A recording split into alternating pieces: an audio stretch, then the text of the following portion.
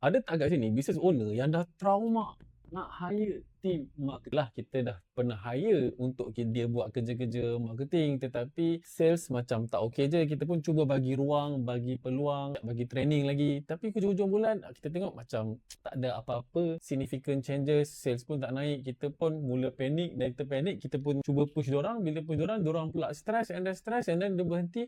The same cycle goes on and on. Gaji penuh dah bayar, caruman semua ada, tetapi risiko sangat tinggi. Jadi saya tak salahkan anda kalau anda trauma. Tetapi kita faham kalau kita tak ada team marketing, tak ada orang yang buat marketing, kita sendirilah as a founder yang asyik kena buat marketing, which is good untuk awal-awal. Tapi persoalan ni sampai bila kita pun nak kena grow the company. Dan the only way untuk kita naikkan juga sales memang daripada marketing. Jadi kenapa perkara ini berlaku? Yang pertama ialah disebabkan anda tidak ada big picture, gambaran jelas dan penuh how this marketing team ataupun marketing department should work in harmony supaya dia boleh menaikkan sales.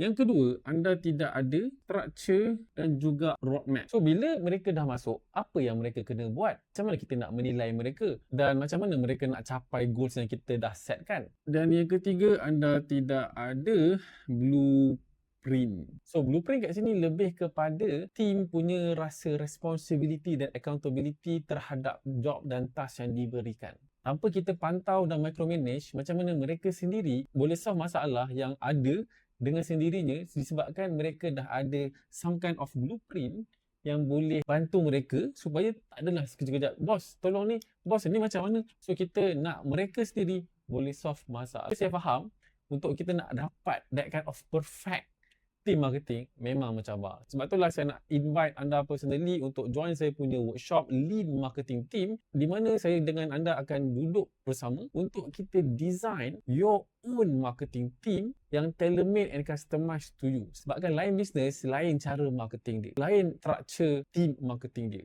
Dan saya faham bila anda dah hire, kita nak tahu apakah gerak kerja marketing. Adakah waktu hire tu barulah kita nak fikir, oh dia kena buat ni, and then kena buat apa. So dia pun sendiri kena cari kerja dia. So kita tak nak macam tu.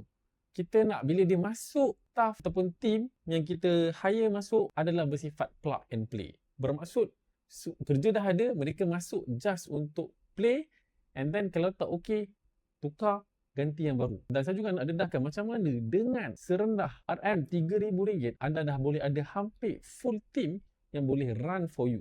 And then daripada RM3,000 tu kita akan scale sikit demi sikit.